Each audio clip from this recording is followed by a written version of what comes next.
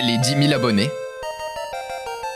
Ah, je vous avoue que ça me fait grave plaisir d'être arrivé aussi loin et surtout à ma manière. Donc merci tout le monde et merci YouTube. Et quoi de mieux pour vous remercier que de vous balancer 100 astuces de stream là, maintenant, tout de suite, let's go. Pour les streamers PC, utilisez plutôt OBS Studio que Streamlabs car vous aurez beaucoup plus de possibilités pour améliorer votre live, notamment grâce aux plugins. Évitez de streamer en Wi-Fi, branchez plutôt votre PC en Ethernet pour une connexion plus stable. Quand vous annoncez votre live, sur Twitter par exemple, rajoutez une photo ou un GIF pour un peu plus attirer l'attention. Préparez des idées ou des sujets de conversation à l'avance, ça permettra d'enrichir et d'animer votre stream plus facilement. Cachez votre compteur de viewers, ça vous évitera quelques petits tacles sur le mental. Ajoutez des sous-titres sur son live permet de toucher une audience plus large. Remplissez votre pièce où vous streamez, genre avec des meubles, des coussins, même de la mousse, ça atténuera un petit peu l'écho. Pour l'instant, la plupart des musiques de jeux vidéo sont sans risque pour vos lives. D'ailleurs, celles des playlists libres de droit du site OwnPro aussi. OwnPro, c'est également un plugin OBS pour installer des overlays, dont 5 totalement gratuits, lien en description. Des centaines d'overlays sont accessibles grâce à l'abonnement, et avec 50% de réduction sur l'abonnement à l'année, et grâce au code Shikemi. Depuis ce même site, on peut installer et paramétrer les alertes de follow, dons, etc. Toujours plus, on peut facilement rajouter un timer grâce à ce plugin, utile pour la scène de début de live. Vous avez un animal de compagnie? Montrez-le de temps en temps à la cam, paraît que ça peut faire tomber des subs T3. Pour un bon rendu à la caméra, oubliez la lumière du soleil. Essayez d'avoir au moins 2 sources d'éclairage. L'idéal étant 3 ou plus si vous avez un décor. Peut-être que vous voulez streamer sans montrer votre visage. Le VTubing est sans doute la solution. En utilisant un avatar 3D ou 2D,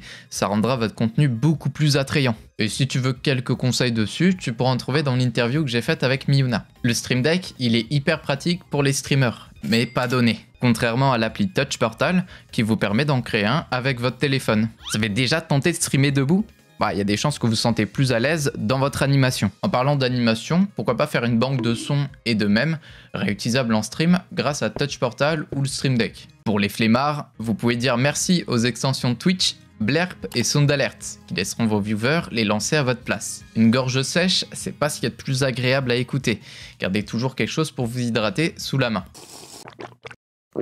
Ne variez pas trop vos horaires de live, essayez de vous ancrer comme une habitude chez vos spectateurs. Pour casser un peu votre routine, vous pouvez faire des streams et des événements un peu spéciaux, à certains paliers de follow ou d'abonnés, et histoire de remercier votre communauté. Dans le streaming, c'est important de se démarquer. Ça peut être grâce à des filtres rigolos venant de Snap Camera, des voix cheloues venant de Voice Mode, ou des récompenses de points de chaîne uniques que vous aurez reliés à Touch Portal. Utilisez les mêmes couleurs et la même typographie sur tout ce qui est overlay, panneaux, etc. histoire d'avoir une identité visuelle cohérente. D'ailleurs, vous pouvez trouver des packs d'overlay entiers et personnalisables sur un certain site qui se trouverait dans la description. Créez un serveur Discord contenant des salons en lien avec votre contenu et ainsi renforcer votre communauté. Streamer des journées entières si vous êtes streamer débutant, ça ne servira à rien, voire même ça les rendra moins intéressants. Quelque chose qui peut vous aider à vous faire connaître un petit peu, c'est de participer à des événements ou des tournois organisés par d'autres streamers. Ne faites pas de react sur des séries, des animés ou des films, c'est tout simplement illégal.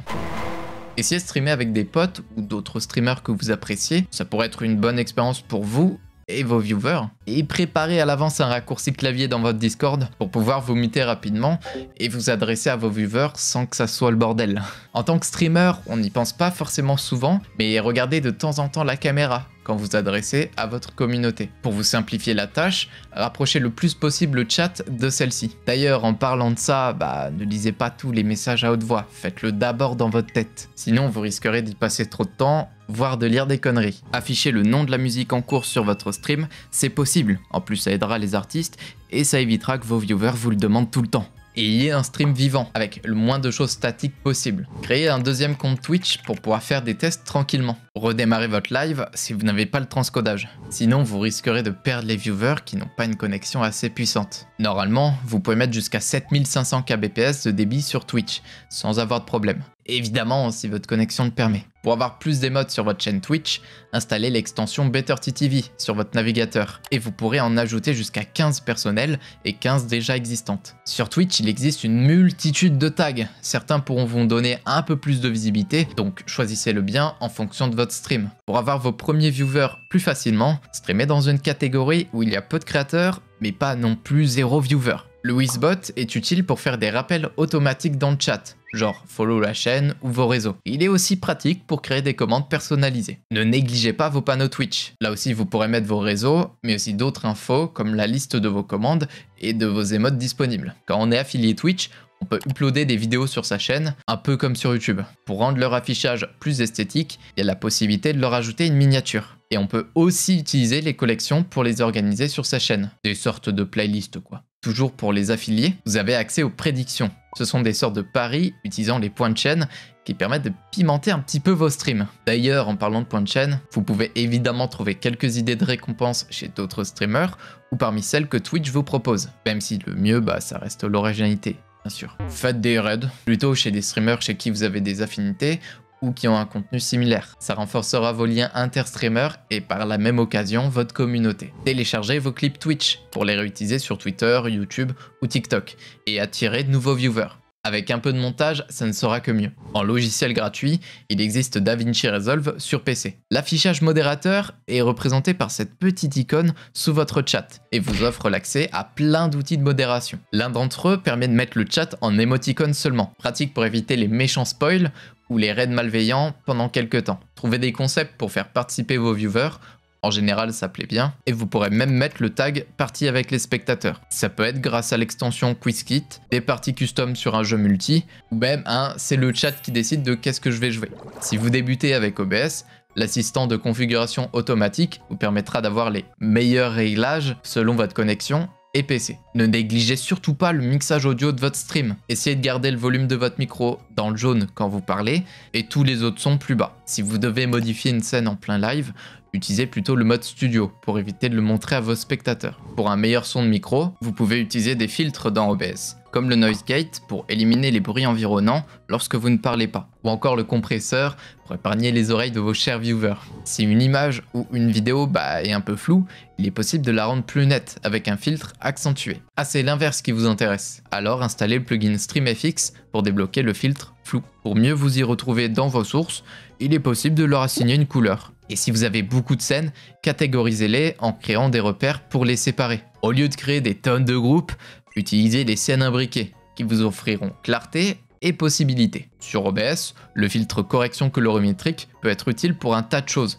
notamment retoucher sa webcam ou modifier les couleurs. Scale to Sound est un plugin OBS qui porte bien son nom. Il vous permettra de faire grandir une image selon le volume sonore d'une source audio. Si jamais un jour vous êtes en galère de performance lors d'un stream, désactiver l'aperçu vous aidera un petit peu. Pour ceux qui ont un live en 1080p 60 fps qui pixelise, alors que vous avez mis le débit maximum, sachez qu'il existe des résolutions légèrement inférieures, mais qui font aussi le taf. La 864p et la 936p. Juste comme ça, il est possible de mettre une page dans OBS. On peut vraiment mettre n'importe quel lien dans les docs personnalisés. Vous remarquez qu'il y a un léger décalage entre votre voix et la caméra. No problemo, suffit d'aller dans les propriétés audio avancées et de rajouter du délai pour les synchroniser. Si c'est l'image qui est en avance sur votre son, clic droit, filtre et rajoutez du délai de rendu. Dans OBS Studio, il y a quelques raccourcis clavier qui peuvent vous simplifier la vie. Appuyez sur CTRL lorsque vous déplacez une source pour désactiver ce petit effet de magnétisme et la positionner plus précisément.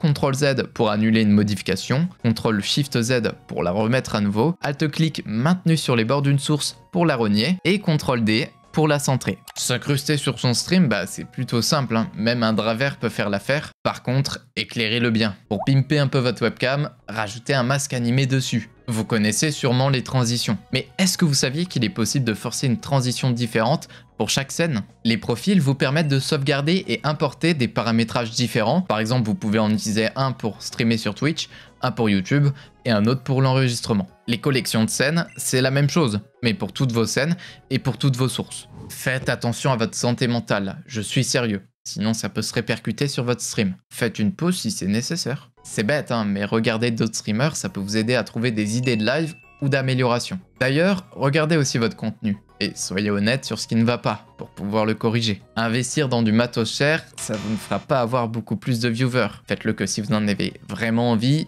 et les moyens. Faites en sorte que tout soit facilement accessible sur votre live. Croyez-moi, c'est plus plaisant pour tout le monde quand c'est fluide et spontané. Faites une chaîne YouTube au minimum pour garder une trace de vos VOD Twitch, histoire que vous ne perdez pas tout le contenu que vous avez créé. je vous conseille même d'en faire plusieurs, si vous comptez faire différents types de contenus qui n'ont rien à voir entre eux. Si réfléchir ne vous fait pas peur, essayez de construire certains de vos lives de manière à ce que vous puissiez en faire des vidéos YouTube. Par exemple, vous faites un stream éducatif pour montrer comment vous dessinez, hop hop hop, vous le découpez, le montez un petit peu et sortez une vidéo du style 5 conseils pour dessiner.